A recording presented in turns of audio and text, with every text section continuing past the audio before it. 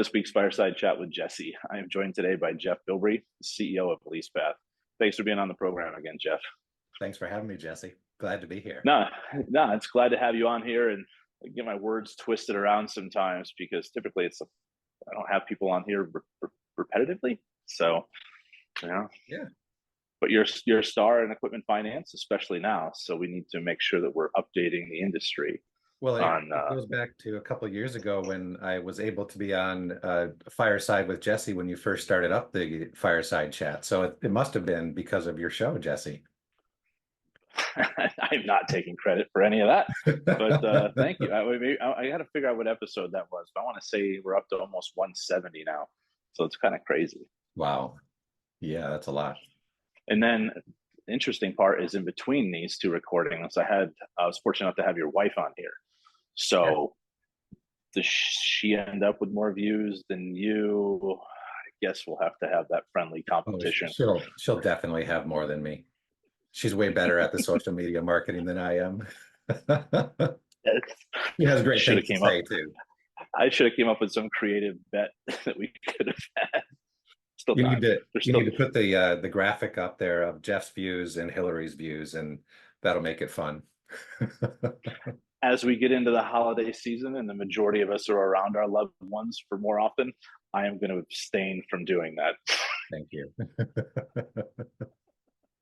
But Jeff, for the people who haven't met you yet, do you mind just kind of introducing yourself? Sure. You already did the introduction. I'm at Leasepath. I've been with Leasepath for the last 4 years. I actually started right before the pandemic started, which was quite a scary time, but we survived all that and thrived, and it's been wonderful. Before that, I was also in or related to this industry.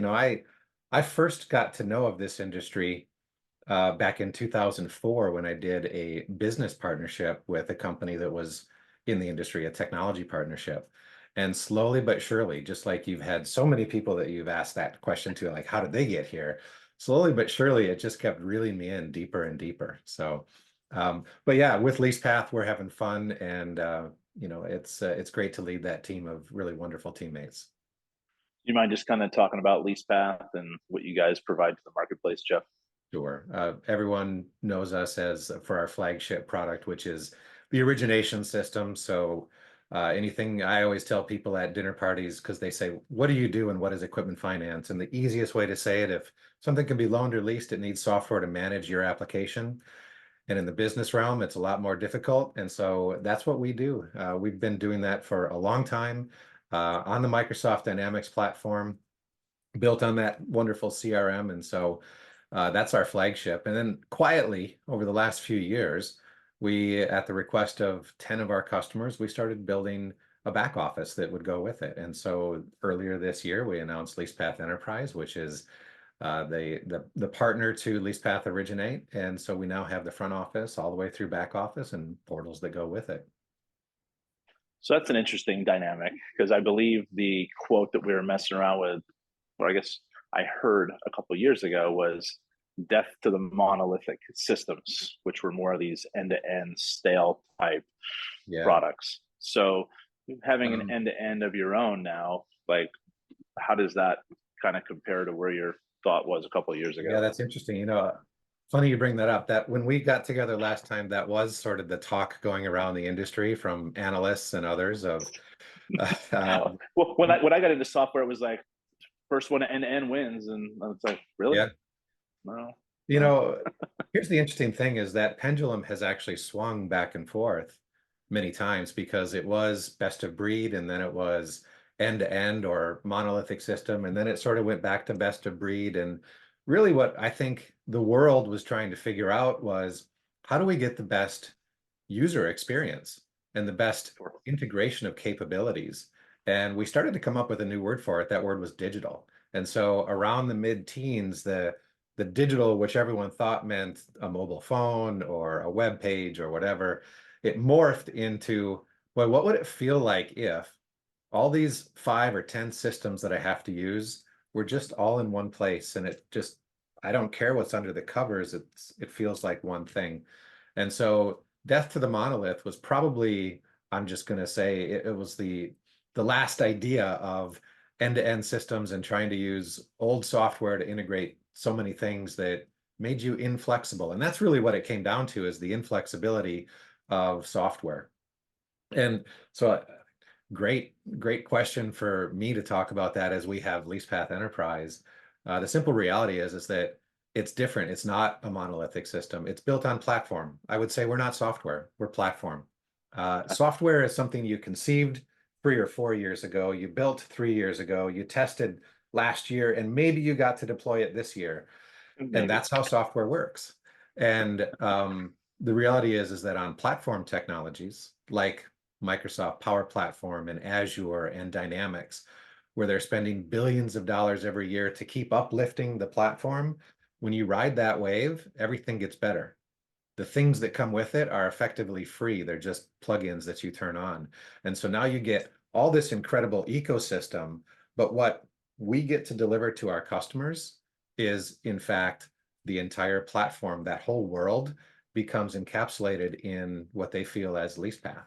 And so it is not a monolith. It is definitely so many things, from all the AI to all the Azure to integration of Microsoft Office and Outlook like you've never seen before. And oh, by the way, you can originate and do your lease and loan accounting at the same time. So it kind of is a little bit different. Sure, sure. I'm a proverbial smartass man, so I just remember that comment, that I just like, I got to make sure I get that in Yeah, you got it all up here. Way to bring that around. here. So how's the market kind of reacting? You mentioned those I appreciate your approach to it, where it was like, you know what, if we have a customer that wants it, let's go down that route, as opposed to trying to take a guinea pig that you've never worked with before. Yeah, Because I've been on that software side. It's like, uh, there's yeah. always this, nothing's ever easy when it comes to anything, let alone software. So It's tough. My personal story on that is that I've been in enterprise grade, enterprise class software for my entire career. And I've definitely been in those places where you've got a new idea, a new solution, and you're going to develop it, but you need that first customer to also fund it effectively. And so you show up with PowerPoint slides and say, this is what it will do. And this was a unique opportunity because I've been part of that. I actually led that. And this time I said, I don't want to do that. We're going to do it differently. And so we took that group of customers, and for a year, we asked questions. Every single week for a year, we said, what hurts? What would you love? What would make this unique? And what would make this game changing for your business? And we broke down each feature and function that a typical back office might have. But then we went a step further. What does it look like when you integrate the concept of customer servicing excellence across the entire board, from originations through servicing and everything in between? And slowly but surely, we developed all the use cases, all the I wish it could do's, and they turned into user stories that turned into product. And we didn't announce at all that we had anything until we had something that was a viable end-to-end Leasepath enterprise, and we had several customers already live on it. Because I didn't want to go to market and say, I got this thing, it'll work, I promise. And then, expectations yield to disappointment in that case. And now, to answer your question, it's been just the opposite, Jesse. Expectations have yielded to excitement. The market is incredibly curious. When we do an announcement that we have Leasepath Enterprise and we say we've got live customers, and those press releases will continue to trickle out in the next month and months, it becomes actually viable for people to say, oh, so you have customers I can call on, and they'll give a reference. Yeah, you can call any one of our customers across 4 countries. I don't care. And they'll say whatever they want to say about Leasepath. But I think it's usually good things. So we're very lucky that way. And the curiosity in the market is almost overwhelming. And at the same time, our strategy is we're going to stay in our lane. All we want to do is equipment finance, and all we want to do is that, I'll call it the SMB space. I don't want to go after big fish. That's not who we are. That's not what our customers want us to be either. our customers want us to have great solutions that really work for them and help them compete in the niches where they are. And so that's who our customers are, and that's how we want to stay too. No, and that's admirable. And based on what I know about you, and just in the last couple of years, like you definitely stick to your guns. So, you know, Yeah, and thank you. Yeah. if not, I'll have you on here and I'll call you out because why not? I'll come back in 2 years. Let's see how things Uh, go. Perfect. All right. So with growing your base, any idea of how many customers you brought on in the last couple of years? I know I heard you just mentioned 4 countries. Yeah. So Um, I would say that since I've joined and become a teammate to the great people here, we've actually quadrupled our business. So I think that's probably the best way to say it. In the last almost 4 years, it's been pretty great growth. Our pipeline look for next year, not the wish pipeline, but the reality pipeline already has us. what are you talking You, about? Salespeople don't you, wish. Come yes, on. you never padded a pipeline in your life. I know it. But we've been growing at 40 to 50% top line year over year each year. And all indications are we will actually do that again next year, even though the numbers are getting bigger. It gets harder to do that, but I think we've got one more year of simple, pure organic growth. We don't have any outside funding. This is all cash flow growth, pure organic growth. And that has allowed us to keep our personality of who we are as a team. Sure. You've heard me say that, Leasepath is full of good people that do good work. And that's exactly who we want to be. We want to be people's teammates and advisors. We're not ever going to walk into a room and try to be the smartest person in the room. As a matter of fact, all of our customers are smarter than us because they live it every single day. We just make the Sure. dog food. Sure. And I guess based on that rate of growth and where 2024 is going to go, how are you as running an organization? Like, talk about your, I guess your recruitment and retaining talent to, run this business that's grown 4 times in the last, or by 4 in the last four Yeah. years. So the prime from a growth perspective and adding new teammates, I would say that our primary objective is the concept of non-dilution. So think of a solution of water, and if you add another liquid to it, are you creating a concentrate or are you diluting?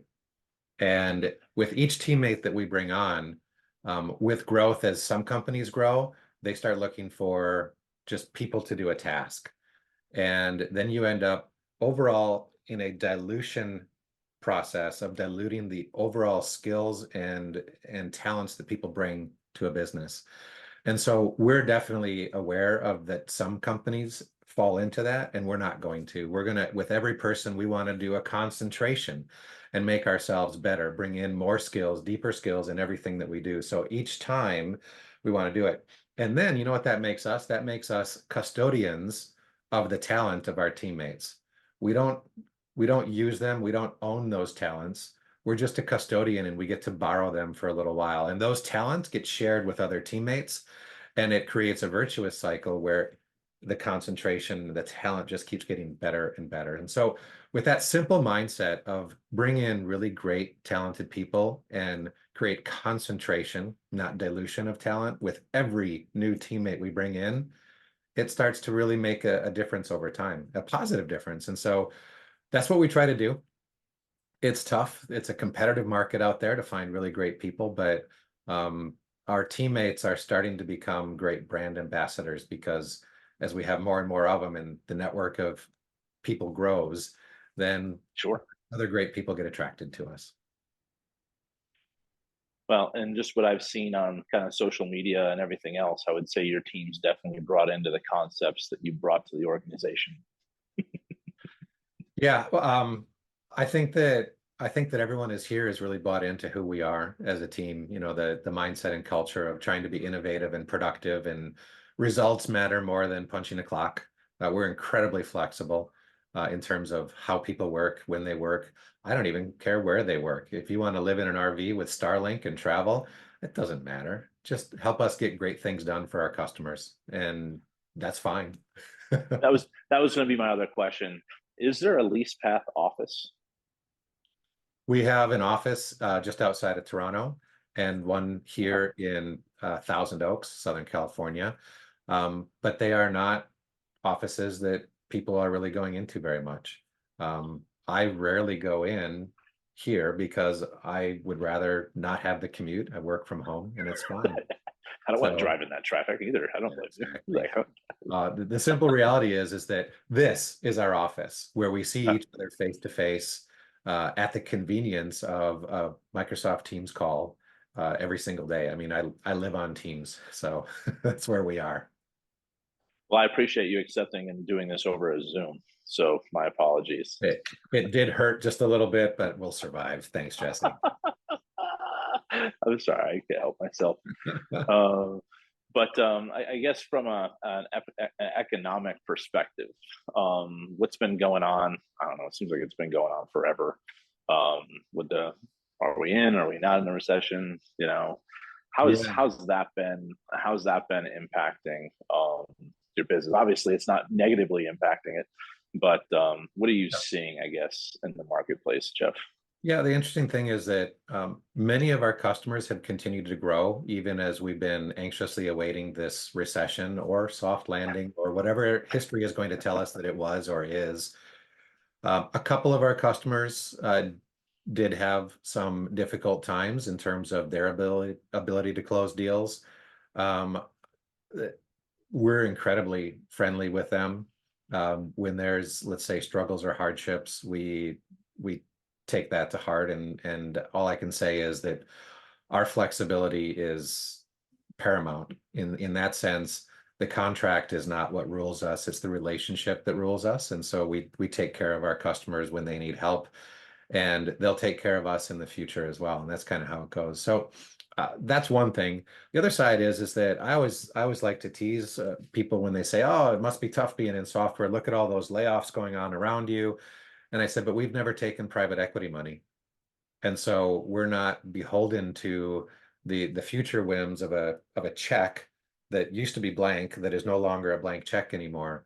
We are just a simple, durable SaaS-based business. So from that perspective, we look at our SaaS, we look at the recurring revenue that we'll have, and we don't ever spend beyond our means. We're very careful about that. And so that allows us to be a safe, durable place. And I think our teammates here appreciate that too, because they know that if we made hires that we're going to be safe and we're going to be able to keep our teammates. And I hope that can continue on forever because that's a comfortable place to be. And that creates a certain reliability in the relationship between us, our partners, and our customers as well. That we're just a very straightforward, durable, resilient business. And hopefully we can keep that going as we grow.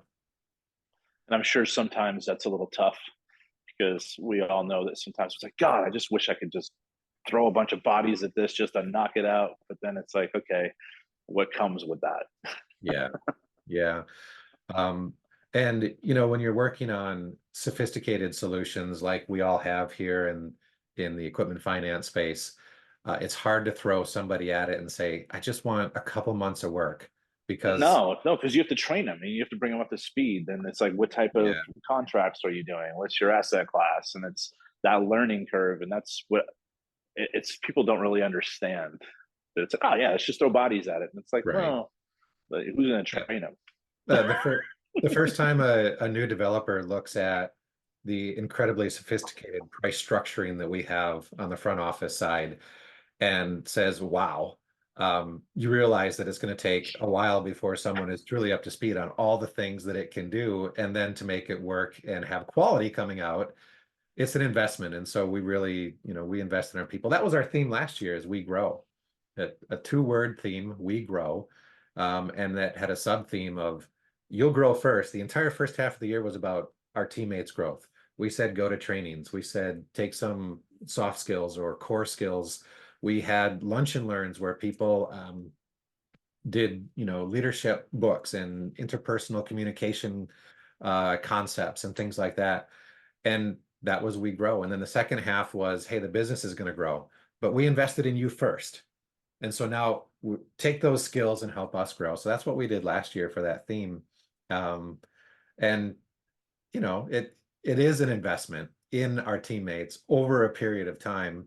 And that's the only way that you can keep that, I'll call it the concentration instead of dilution going as you grow over time. It's also you're investing in them, makes them feel more appreciated. You want them to be, Yeah. sharper in the field because then it makes everyone just more in harmony, I guess, Yeah. with the process. Yeah, for sure. So, Jeff, 4 times growth over the last 3.5, 4 years. What's that like now going to these conferences and trade shows now compared to where you guys were at then? Well, the first thing is we get to see a lot of friends and customers there that didn't used to be the case before. And that took a bit of patience to work through that. And it took careful curation of who we are, what our brand was, and the message. And eventually that curation of who we are, it was real. It wasn't just marketing message. It started to trickle out. And our own customers would say some things, and our best sales and marketing, we spend very little on sales and marketing. Um, the trade shows is effectively all we do, which you just talked about. And it's because, kind of like Tesla doesn't do sales and marketing, but their customers say good things about them. I hope that our customers will continue to say great things about us as well. And so it's a lot more fun to go to those trade shows, see our customers there, see our business partners there. We've got some business and technology partners that also do great work, and we'd love to see them and work and collaborate with them. And with you, Jesse, you are one of those. And so it's made it a little bit different, and it certainly is more fun to go to those trade shows. And I hope that we just continue that path. No, it's perfect. And then it's like, I don't want to have my sales hat on. Go talk to this guy here because that's actually an end user who is experiencing what you're questioning me on what I do. Go talk to them. Yeah. That's that is the best form of selling when you're not selling at all. But what's also refreshing though is you don't just provide references that go well. You've also provided references of projects that aren't perfect. Yeah. That's refreshing. It's humbling, and I haven't really seen that very often. If I'm working on an RFP, you're going to see that question just because that's something that Christy and I Yeah. believe in. Because there's no perfect project, no matter what. Yeah. You Well, know, there's nothing perfect. that's a reality, and I'm happy to address that out loud. Technology can be difficult, and there's an article that I penned for this month's NEPA Newsline, which was all about, change your platform to change your outcomes. And one of the concepts there was the silver bullet. And if someone comes to us and they think they're going to buy, I'm going to get Leasepath, it's the silver bullet. And as soon as we become personified as the silver bullet, there's going to be problems because it's not just us that will help usher change, but you've got to go through change as well. And the one that you're talking about, the most recent customer that we just won and signed, they asked us very specifically, are you willing to tell us where something was difficult? And I said, yeah. And as a matter of fact, here's the CEO's phone number. Here's his email. I'm not even going to let him know that you might call. And it worked Oh, that way. wow. Yeah, because otherwise I would have potentially prepped something, right? And Sure. there's no more trust than to say you can do a cold call and that's okay. And what that CEO said was, yeah, it was really hard, and yeah, there's a lot of adaptation that had to happen. And at first, we didn't feel like we understood what we were doing and what we were getting. And then over time, when we started having a hard time, do you know what Leasepath did? They sent people back for free, and they helped us figure out where we could create optimizations in the workflows that we had created and how to get the most out of it. And they went from having a difficult time to having their best month ever earlier this year, by a long shot. And so that pendulum swung really hard. And I'll be the first to tell you that technology projects aren't easy, and that when you work with a vendor, don't ever personify the vendor as the silver bullet. It's a two-way street, and that'll help you get the great outcomes. And And we've Well, not, well, well, the good well news is said. we haven't failed a project. We're very lucky, and uh, I'll knock on some wood. But we've never failed, never been kicked out of a project. And hopefully we keep that going. But it's because we go in with pretty fair expectations, and we try to get to know the people that might be coming on as customers as well. Nope, that's might just have to clip that portion of this entire thing and just use that as how to be a better, you know, how to be better, how to phrase that any better than that. But it's just that was refreshing to hear, Jeff. Sure. Because I think one of the last RFPs that we did, we asked that question, and like 70% of the answers came back negative, like just no response. Yeah. It's like, how do you Nobody not respond nobody to wants to fill that section in. that? Come on, come on. Yeah. It's not optional, but whatever. Yeah. So I'm gonna shift gears a little bit and talk about equipment finance cares, if you don't mind. Thank you to Yes. a big thank you to Leasepath. Our impact report, by the time this airs, will now be out. And you guys were a big sponsor of ours last year, and the board voted last week, and congratulations. You're going to be joining us, so you can boss me around, for the foreseeable future. Make sure I'm doing the right things. Well, I'm delighted to be part of the board of EF Cares. Thank you for the invitation.